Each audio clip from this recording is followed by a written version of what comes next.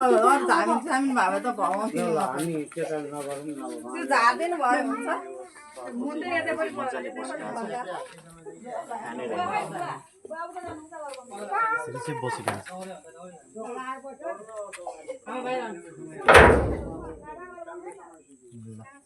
अब यसलाई चाहिँ म चाहिँ निकाल्न चाहिँ गइरहेको छु तपाईँहरू चाहिँ मेरो छेउमा कोही पनि नआइदिनु है मान्छे अल्झिन्छ फेरि हो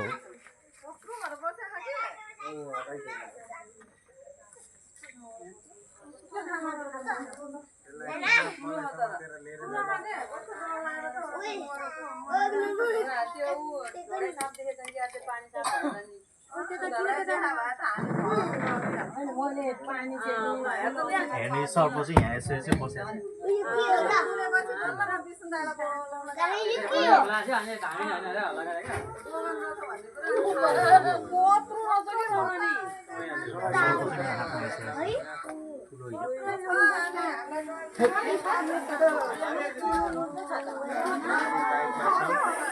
सिग्लो भइरहेको त अन्दालाई त्यो आवाज गरेर हेर्नु न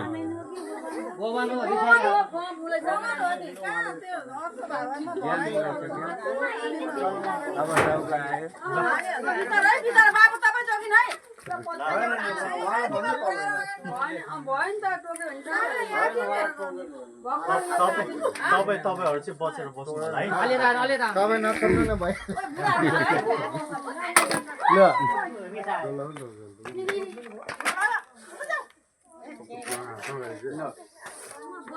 सबैलाई देखाइदिनु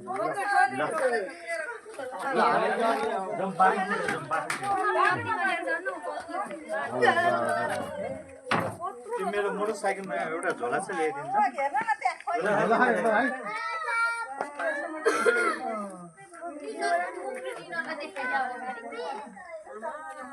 सर्प चाहिँ चिन्नुहुन्छ नि तपाईँहरू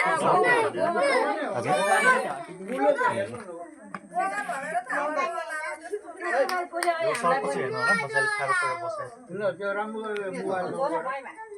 मोबाइलमा राम्रो एक्चुली यो सर्प चाहिँ नजिकबाट हेर्नु होला यो चाहिँ एकदमै ठाडो परेर बसेको छ अहिले चाहिँ रातिको समय छ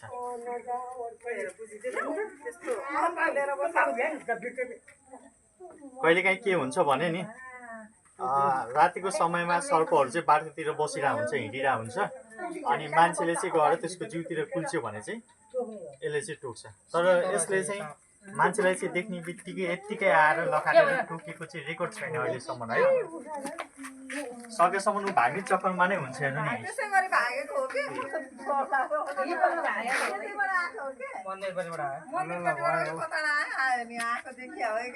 पहिलाको मान्छेहरूले चाहिँ गोवन सर्पले लखाटेर टोक्छ भनेर चाहिँ नभएको हल्ला फिजाउँथे होइन अनि मान्छे चाहिँ गोवन सर्प देख्ने बित्तिकै डराउँथे कि तर त्यो चाहिँ गलत कुरा हो है कुनै पनि सर्पले मान्छेलाई देख्ने बित्तिकै टोक्दैन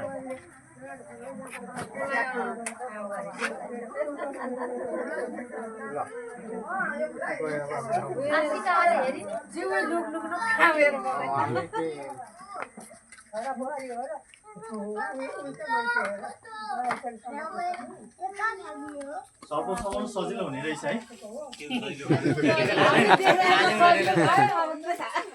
अब हामीले चाहिँ समाउनलाई चाहिँ गाह्रो छ तपाईँहरूले समाउनु चाहिँ गाह्रो छ होइन यसरी यो सर्प मजाले समाइदिनु भयो यसरी यो सर्प समातेको देखेर कसैले पनि सर्पलाई छुने चलाउने जिस्काउने र समाउने काम कसैले पनि नगर्नु होला यो चाहिँ एकदम खतरनाक काम हो मेरो चाहिँ दिनभरिको रातभरिको कामै यही भएको भएर चाहिँ काम गर्दा गर्दा जस्तो सुकै मलाई त तपाईँले 10वटा गोवन सर्प ल्याएर दियो भने पनि म हातले समाइदिन्छु सबैलाई एकैचोटि के भन्नु छ यता आएर भन्नु अन्टी यता आएर मलाई चाहिँ पायो भने चाहिँ टोक्छ होइन तर उसलाई अब दखल पुर्याउँदैन नि त मैले सम्झाउँदाखेरि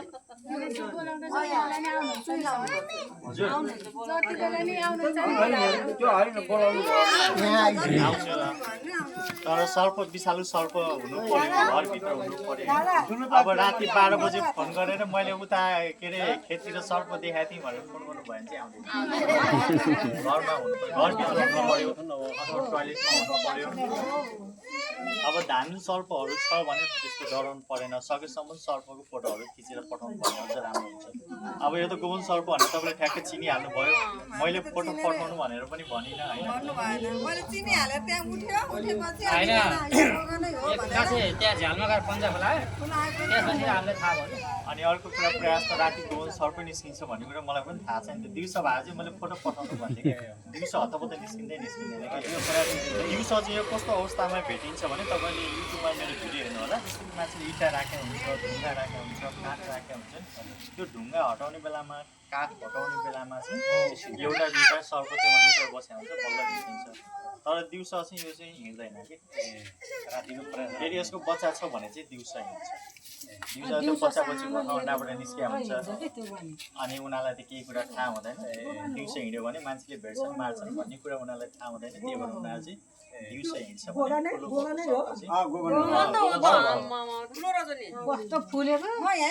ठुलो सर्प चाहिँ दिउँसो बिमारी छ भने बल्ल निस्किन्छ न त यतिकै चाहिँ निस्किँदैन अनि यो सर्पले कसैलाई टोकिहाल्यो भने अलिकति काम लाग्ने कुरा भन्छु सुन्नु होला है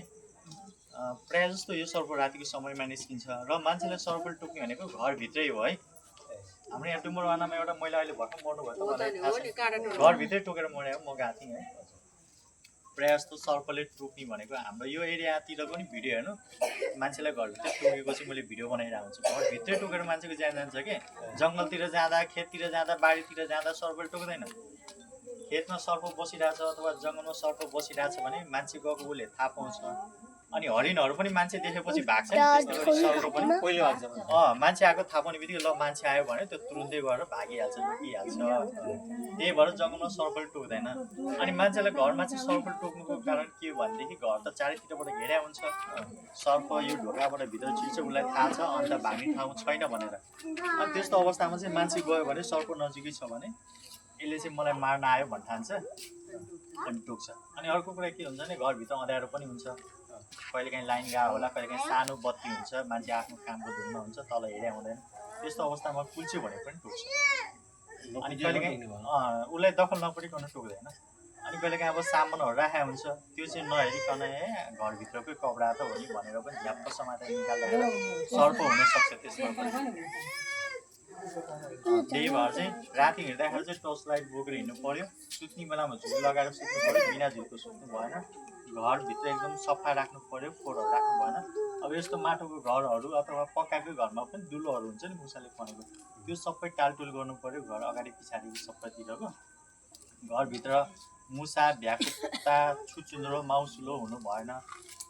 अनि परेवाहरू पनि छ भनेदेखि घरभित्र चाहिँ पाल्नु भएन कुखुराहरू पनि घरभित्र किनभने त्यसको खाने आँडा हो आँडाको खोजीमा आउँछ त्यो गन्धले आउँछ अब सर्प उता पर छ भने पनि तपाईँले यहाँ चाहिँ उसको खानेकुरा राखिदिनु भएको छ भने चाहिँ उसलाई परै बास्ना आउँछ कि अनि ऊ चाहिँ त्यो बास्ना कताबाट आयो भनेर खोज्दै खोज्दै आउँछ सर्प चाहिँ त्यसरी आउँछ अनि प्रायः जस्तो रातिको समयमा टोक्छ यसले कसैलाई पनि कुनै पनि चिजले टोकेको जस्तो शङ्का लाग्यो भने चाहिँ जति सक्दो चाँडो अस्पताल जानु पर्यो कि तपाईँको कुरा म यसले एकछिनमा सुन्छु ल अनि यसले कसैलाई टोकिहाल्यो भने टोकेको ठाउँमा कहिलेकाहीँ एउटा दाँतको डाम कहिलेकाहीँ दुईवटा दाँतको डाम देखिन्छ टोकेको ठाउँबाट रगत आउने सुन्ने खोल्ने अलि धेरै ढिलो भयो भने उल्टी आउने पेट दुख्ने आँखा हेर्नलाई गाह्रो हुने सास फेर्न गाह्रो हुने यस्तो यस्तो लक्षण तर कुनै पनि चिजले टोकेको जस्तो शङ्का लाग्यो भने चाहिँ त्यसले टोक्या होला भनेर चाहिँ खोज्नु भएन है यसरी खोज्दा खोज्दै मान्छेको धेरैजनाको चाहिँ मृत्यु भएको छ त्यही भएर जति सक्दो चाँडो चाहिँ अस्पताल सरकारी जिल्ला अस्पताल जानु अब हाम्रो चाहिँ यहाँनिर नारायणी अस्पताल छ अर्को चाहिँ कलैया अस्पताल छ त्यो दुईटामा जहाँ नजिक हुन्छ त्यहाँ जाँदा हुन्छ हजुर आमा तपाईँ यता आउनुहोस् न अलिक नजिक आउनु न यता आउनु उता उता उता फर्किँदा नि हुन्छ के अरे तपाईँले के भन्दै हुनुहुन्थ्यो नि अघि ए मैले चाहिँ मन्तरले सर्प समातेको भन्नुभएको तपाईँले तपाईँलाई म एउटा राम्रो कुरा भन्छु ल तपाईँलाई भोक लाग्यो भनेदेखि मन्तरले पेट भरिन्छ भरिँदैन भात पकाउनु पर्यो भने मन्तरले भात पाक्छ अनि मन्तरले के कुरा चाहिँ हुन्छ भन्नु त मन्तरले के काम चाहिँ गर्छ घर बनाउनु पर्यो भने मन्तरले बन्छ बन्दैन नि हामीले चाहिँ झाडफुक तन्त्र मन्त्रको चक्करमा कहिले पनि पर्नु हुँदैन सुरुमा डक्टरलाई सम्झिने हो डक्टरलाई सम्झिनु त्यसपछि चाहिँ बल्ल झारफुकमा गए पनि जानु जहाँ गए पनि जानु तर पहिला सम्झिनु पर्यो डक्टरलाई मलाई टोकेको पहिला यत्रो थियो टोको उयोमा टोको दाउरो पड्याक्क भएको थियो अनि मैले अन्त कहाँ दाउरो भएको थियो भनेर हेरेँ मेरो त हाड फोरेर उँधो भागेको र त अनि दाउरो भाँचो पड्याक्क यो हाड फोर्दा अनि त्यहाँ दाउरो भाँच्यो पड्याक्क हराउने हाड फोर्दाखेरि अनि त्यहाँ त उता हेरेको कसले दाउरो भाँच्छ भनेर दाउरो भाँच्छ भनेर हेरेकै उँधो हेर्छु भनेर हेरी यत्रो फराउँछ उँधै उँधो कहाँ बाग्लो घाँस छ कहाँ भर्ती गरेको छ भनेर मैले जतासुकै हेर्ने उँधो हेरिनँ क्या त्यो उता पुच्छिए चाहिँ के भयो अनि भन्नु बन्दैछ त्यस्तो ल ठिकै छ तपाईँहरूले चाहिँ देखिहाल्नुभयो सर्पलाई झोलाभित्र हालिसकेको छु र यसलाई चाहिँ मानव बस्ती भन्दा पर लगेर चाहिँ यसको उचित वासस्थानमा चाहिँ छोड्नेछु भिडियो अन्तिमसम्म हेर्दै गर्नु होला यो सर्पले टोकेको झारफुकले कसरी ठिक हुन्छ भनिदिउँ सर्पले टोक्दाखेरि कतिजना झारफुक गर्दाखेरि पनि पहिला बाँचिरहेको थियो किन बाँचे भने बाँच्न त बाँचे झारफुकले तर किन बाँच्यो भनेर पनि त त्यसको वैज्ञानिक कारण हामीले पत्ता लगाउनु पर्यो अब यस्तो हो के हुन्छ भने अब यो गोवन सर्प विषालु सर्प यसले 100 जनालाई टोक्यो भने 85 जनालाई बिना विषको टोक्छ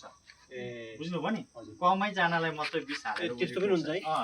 प्रायः जस्तो इङ्ग्लिस डक्टरी भाषामा यसलाई ड्राई बाइट भन्छ दाँत गाड्ने बित्तिकै विष लाग्दैन कि डक्टरले सुई छिराउने बित्तिकै दबाई जान्छ त जाँदैन त्यस्तै यो सर्पले चाहिँ टोक्ने बित्तिकै चाहिँ फेरि कुनै सर्प हुन्छ है ठङ्ग ठुङ्ने बित्तिकै विष जान्छ है तर त्यो चाहिँ भाइपर प्रजातिको सर्प त्यो चाहिँ हाम्रो यतातिर छैन हाम्रो यतातिर भनेको गोबन्धक परेको सर्पले चाहिँ तुरुन्तैको तुरुन्तै टोक्ने बित्तिकै विष लागिहाल्छ भने चाहिँ हुँदैन करेन्टले चाहिँ टोक्ने बित्तिकै विष लाग्ने चान्स हुन्छ करेन्ट सर्प फेरि हाम्रो एरियामा एकदमै कम छ है छैन भने पनि हुन्छ त्यस्तो छ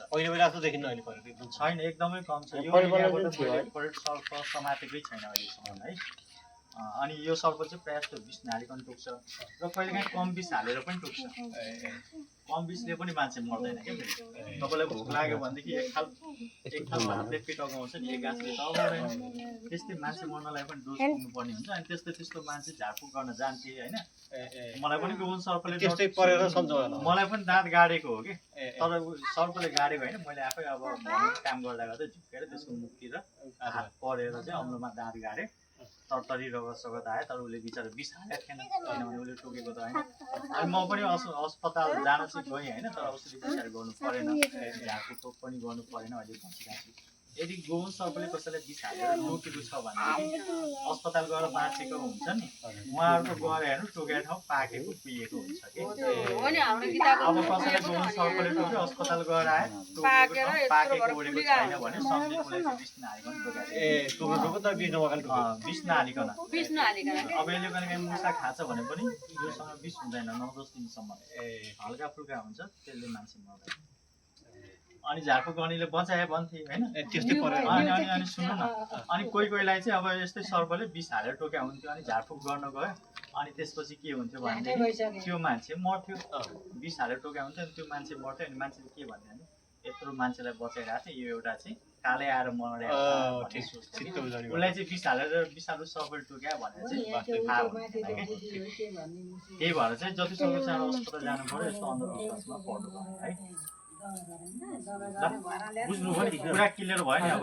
हजुरआमालाई राम्रोसँग बुझाइदिनु हजुरआमाले बुझ्नु भएको छ रातभरि लगाएर भयो नि बुझाइदिनु ल म चाहिँ